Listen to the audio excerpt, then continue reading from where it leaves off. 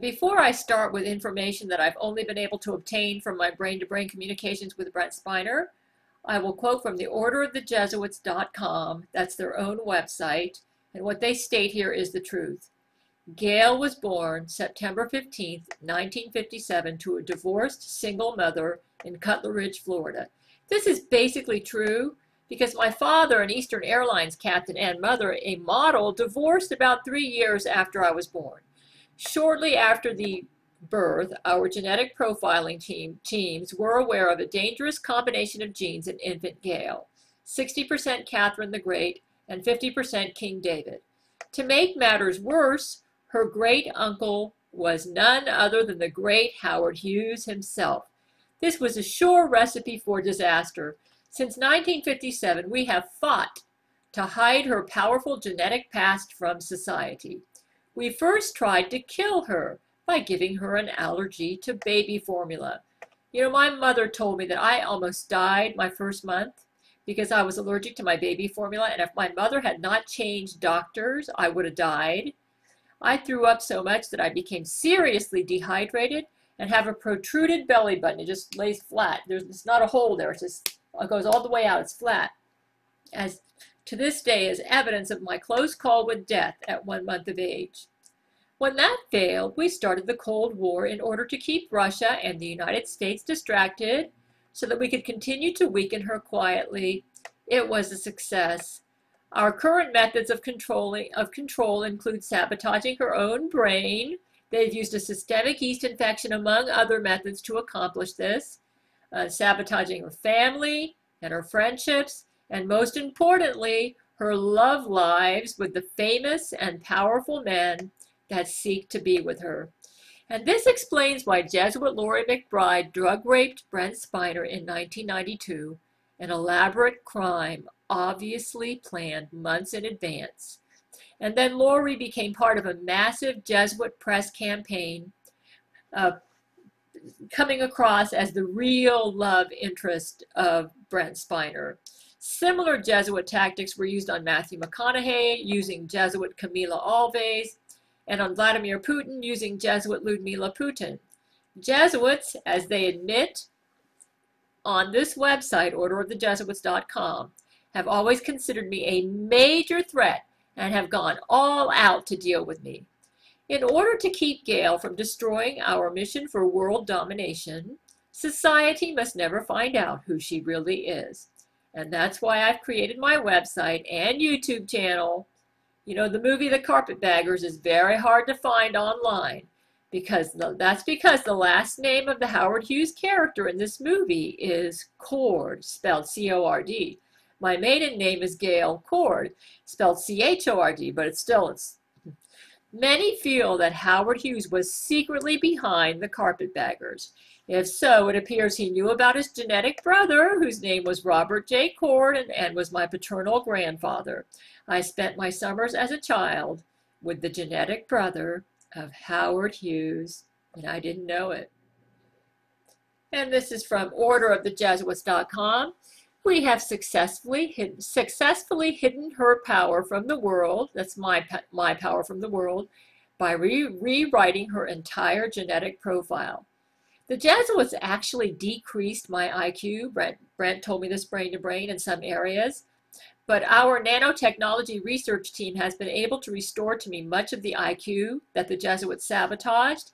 You got to remember, we are dealing with the Roman Catholic Church, the richest and most powerful organization on earth, and they've been obsessed with me from my birth, as they admit here at orderofthejesuits.com. And we fabricated a diminished societal image of Gail. That's from orderofthejesuits.com, which has been about 90% accurate. Now that I've emerged as a public figure and have brilliantly diffused much of their propaganda, they have had to concoct believable stories about me, heaping lies upon lies to compensate for the damage I've given them through my YouTube channel, the Gabriel Chana Fox News Network, and my website. To the ordinary person, Gail is nothing more than an average-looking, middle-aged, divorced, single woman. She suffers from paranoid schizophrenia. This angle is particularly clever because we are then able to have our agents in the medical field administer psychiatric drugs to keep her further under our control. You know, I believe this was the case in the past, but Jesus now wants me on Seroquel and told me he created Seroquel just for me to help me with the systemic yeast infection Jesuits have given me. Anyone that meets her will only see a crazy woman with poor self-esteem who has built a rich fantasy life to fill her deep emotional holes. Her love life. Despite our meddling, Gail Chord has obtained 2 famous and powerful husbands. The passionate love these 2 men share for Gail has proved to be our biggest obstacle yet. They now have an even bigger obstacle because Jesus Christ himself has intervened for me, making actual personal appearances since 2012. Because of Jesus' protection, I was able to go into the Jesuit portal unharmed, even though I'm not a Jesuit and don't plan on becoming one, to talk with Rule 13 that happened the other day. Should these 2 men ever meet with Gail, the results could be catastrophic. Jesuits are attacking me, making me really dizzy, so you help me, Jesus. I'm going to continue reading from orderofthejesuits.com. So far, we have successfully kept society from knowing about her relationships with these men, assigning Jesuit agents to pose as their real lovers. We have fabricated photos, stories, and documents about their relationships, and in the case of Vladimir, created false extramarital affairs, like Alina Kabaeva, in order to fool the world at large into thinking both of these men, that's Vladimir Putin and Brent Spiner. They've also used clones of Brent and Vladimir to make appearances or statements that back up their lies in the press, to make it appear that both of these men are happily taken by more appropriate, famous, oh, they're so vain, these Jesuits, less Jewish women. Jesuits are anti-Semitic. We have built and assigned 2 women for this task, Laurie McBride and Ludmila Putin. Did you know Jesuit scientists have actually genetically constructed 2 female genetic prototypes specifically for this task?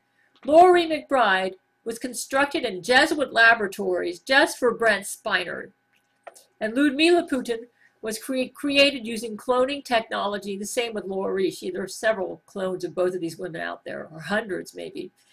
And accelerated growth hormones to be the clone of Vladimir's wife who died, whose name was Larissa. However, the Jesuits goofed, and Larissa's summer in coloring and looks good in pastels and blue undertones, and Ludmila's autumn in coloring. And I pointed out the differences in the coloring between these women at my website using photographs. Now what I'm about to tell you is what I learned from brain-to-brain communications with Brent, and you cannot find this information anywhere online. Jesuits made sure of this. Around 1900, an Orthodox Jewish woman descended from King David, fell in love with a Gentile man, disgracing her Orthodox Jewish family by having 2 babies with this Gentile man out of wedlock. 1900, folks. The first baby was a son who became Robert J. Chord, my paternal Jewish grandfather. The second baby, a son, became Howard Robard Hughes, the great Jewish aviator.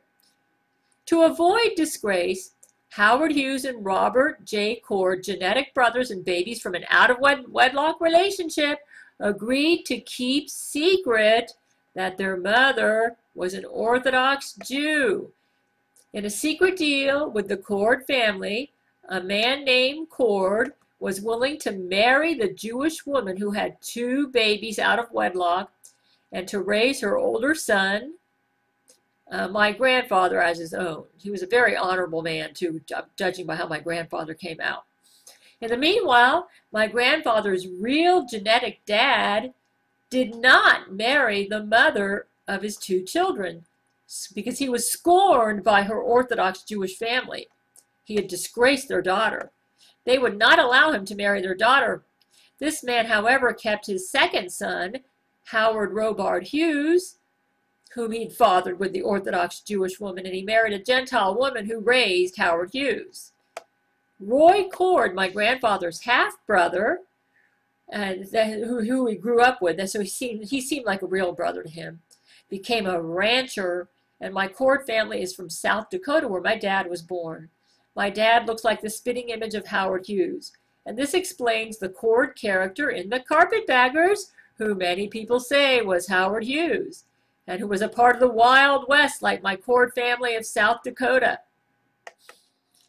My paternal grandfather, a born-again Christian and a Swedish Baptist minister for a while, was raised in a virtuous Christian family. But apparently the man who fathered Howard Hughes and my grandfather was considered a renegade. And he was considered to be anti-Semitic, so the Jewish woman he impregnated, her family didn't want him for that reason, and he impregnated her twice too. So this renegade ended up raising his second son, who was Howard Hughes, and so Howard Hughes had a secret Jewish mother, which may explain why Howard Hughes had such different morals from my more virtuous grandfather, because my grandfather loved and adored his wife. I remember. Howard Robard Hughes was my great uncle, and that's why the Howard Hughes character in the Carpetbagger has the last name Chord. And what's really interesting is my father is a retired airline captain, a pilot like Howard Hughes. I remember my dad in our house's garage. He was in the garage. I saw him as a little girl. He was building a boat from wooden planks. He was a creator and designer, just like Howard Hughes. My dad studied architectural engineering at Georgia Tech. Howard Hughes studied engineering at California Institute of Technology. And I have a link below to give you some information about Howard Hughes. My grandfather had Psalm 1 memorized. After all, he was from King David. I've lost all my photos of him, but he looked very Jewish and kept his Jewish mother and his Jewish ancestry a big secret. Probably because his mother was a victim of anti-Semitism, being from the Midwest in 1900s, you know. Once when I was dating a Jewish guy as a young lady, and I confided this to my grandfather because I was crying my eyes out about him at that time, and my grandpa seemed real sympathetic and about my feelings towards this Jewish man.